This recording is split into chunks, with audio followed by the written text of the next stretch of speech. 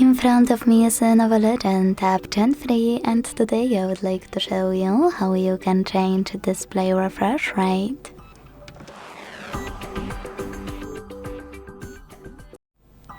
Begin by opening Devices Settings.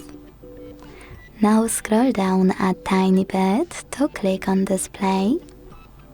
And scroll down again, this time to click on Screen Refresh Rate. Following that, tap on any of those options to pick the best one for you and apply it instantly. When you finished, go back. As you can see, after that, screen refresh rate of my Lenovo has changed. Thanks so much for watching. If you enjoyed this video, don't forget to leave a like, comment and subscribe. Bye!